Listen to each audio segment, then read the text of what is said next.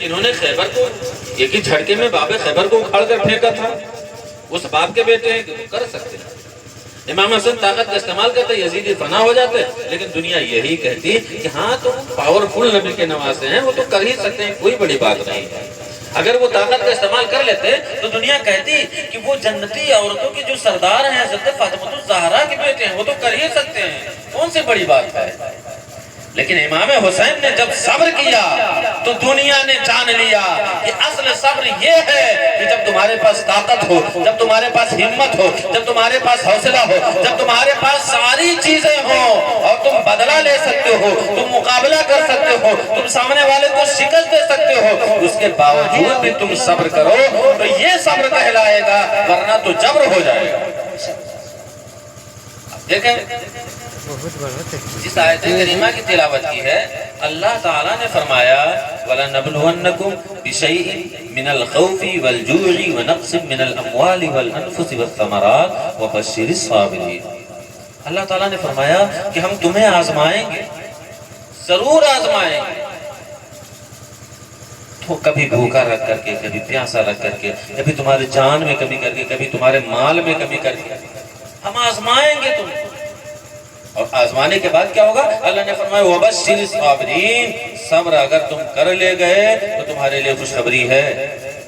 اگر تم صبر کر لے گئے تو تمہارے لئے خوشخبری ہے. اب ذرا سا سوچیں اور دیکھیں کہ کیا ایسا ہو سکتا ہے کہ کوئی شخص ایسا ہو کہ جس کے جان میں کمی کی جائے, مال میں کمی کی جائے, خاندان میں کمی کی جائے, مال و دولت میں کمی کر دی جائے اور پھر وہ صبر کر پائے؟ ایسا ہے کوئی؟ نظر آئے گا. ایک شخص کا گھر میں انتقال ہو جائے, پورے گھر والے پاگل ہو جاتے ہیں. اگر اتفاق سے 2 لاشیں گھر میں موجود ہوں تو ہوش سب کے کسی کے نہیں رہتے. عورتیں سر سے دوپٹے اتار کر پھینک دیتی ہیں, مردوں کو پتہ ہی نہیں چلتا وہ کیا کر رہے ہیں, کیا کہہ رہے ہیں. یہ عالم ہوتا ہے.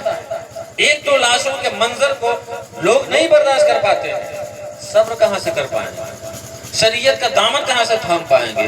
اس وقت اپنے آپ کو کنٹرول کیسے کر پائیں گے؟ لیکن قربان جاؤ, جب اس آیت کو پڑھتے ہیں تو خیال آتا ہے مولا ہم لوگوں کا عالم تو یہ ہے کہ اپنے گھروں میں 1-2 لاش کو نہیں دیکھ سکتے, اور جب تو ہمارے جانوں میں بھی کمی کرے گا, مالوں میں بھی کمی کرے گا, خاندان میں بھی کمی کرے گا, ہر طرح سے تو جب چیک کرنا چاہے گا تو ہم لوگ صبر کہاں کر پائیں گے؟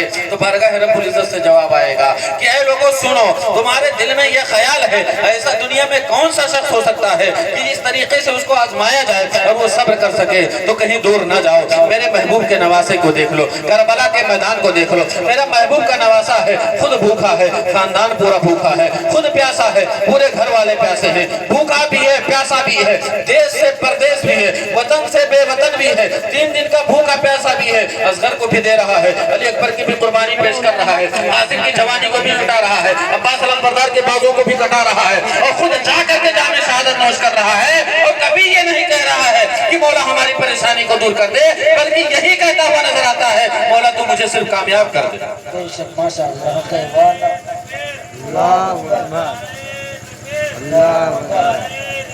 یا رسول اللہ, یا رسول اللہ, زندہ باد, زندہ باد, زندہ باد, اللہ اکبر.